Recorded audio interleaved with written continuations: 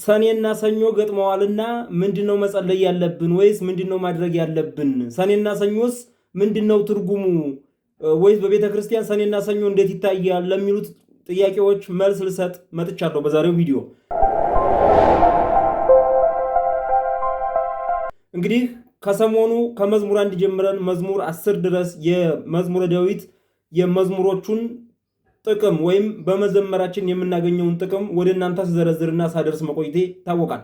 አሁንም ያ መዝሙረ ዳዊት ትንተና የሚቀጥል ሲሆን በዛሬው ግን አንድ ንጉሥ ስለጨረስ ወይም 10ኛውን መዝሙር ስለጨረስ ባለፈው እንደነገርኳችሁ 10 መዝሙር አንድ ንጉሥ ይባላል።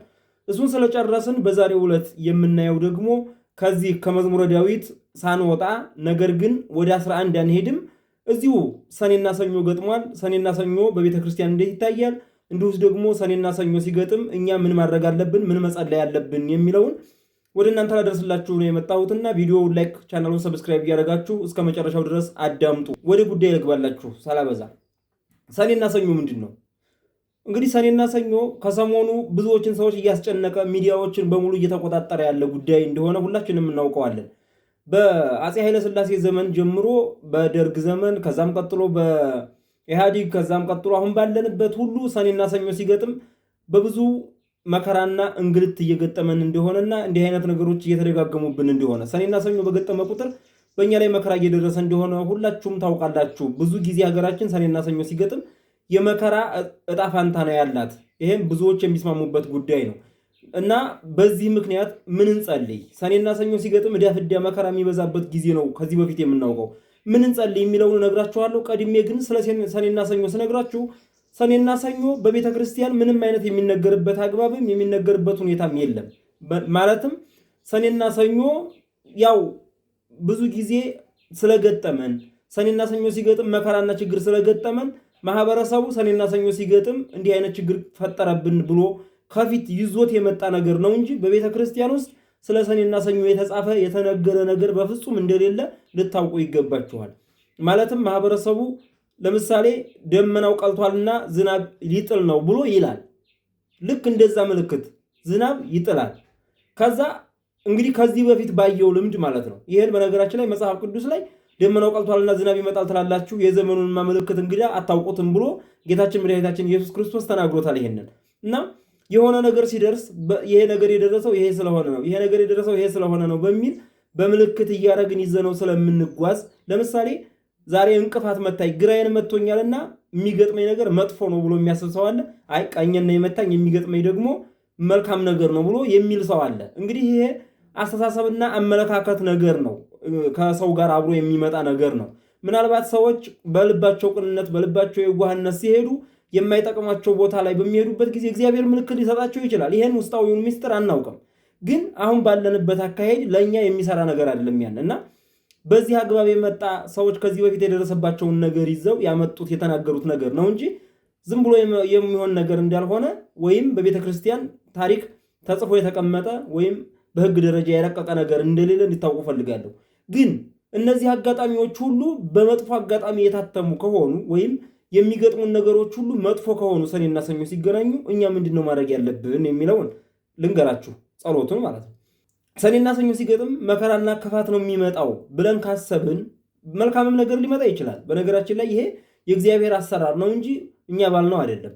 መልካምም ነገር ሊመጣ ይችላል። ከዚህ በፊት ያየናቸው ግን መጥፎ ነገሮች ስለሆኑብን ነው እና ሲገጥመን ምንድነው መጸለይ ያለብን?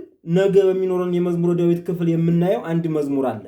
መዝሙር 11 መዝሙር 11ን ነገ በትንተና የምናየውን በዚህ ዘመን ለሰኔና ሰኞ ፍርሃታችን እናደርሰዋለን ወይም እንጸልየዋለን ማለት ነው። ከሰኔና ሰኞ አውጣን መድኃኔዓለም ብለን እንጸልየዋለን። መዝሙሩ ብዙ ጊዜ መዝሙር 12ን መዝሙር 11ን መዝሙር 13ን ብለው ሲነግሯችሁ የአማርኛውና የግዕዙ ይለያያል። ይህን ማወቅ አለባችሁ። ምን ማለት ነው? መዝሙር 10 ያሏችሁ መዝሙር 11 ላይ እስከ 9 ያለው ነው እንጂ ትክክል ከ9 በኋላ ያለው እስከ 150 ያለው በተለይ ወደ አማርኛ ሲቀየር ይበላሻል።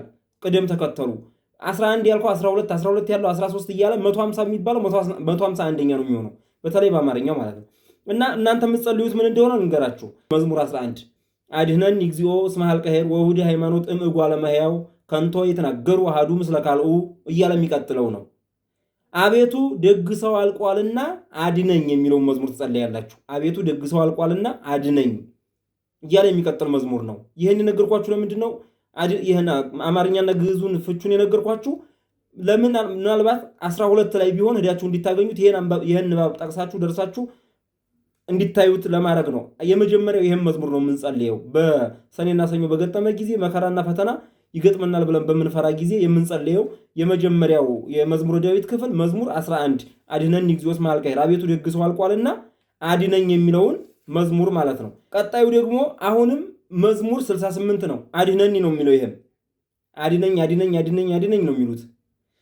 አድነኒ እግዚኦስ መበጻሕኒ ማይስ ከነፍሴ ነው የሚለው። ወደ አማርኛው ስንመልሰው የዚህ መዝሙር ነው የሚለው አቤቱ ውሃ እስከ ነፍሴ ደርሶብኛልና አድነኝ ነው የሚለው። በጥልቅ ረግረግ ጠለቅሁ መቆሚያም የለኝም እያለ የሚቀጥል ነው። የመጀመሪያው መዝሙር 11 ነው፣ አድነኒ ነው።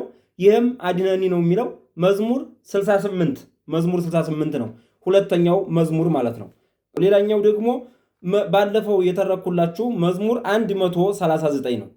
አድነኒ እግዚኦ እምብእሲ እኩይ እምብእሲ አማጺ ባልሃኒ የሚለው አቤቱ ከክፉ ሰው አድነኝ ከአመፀኛ ሰውም ጠብቀኝ የሚለው ማለት ነው።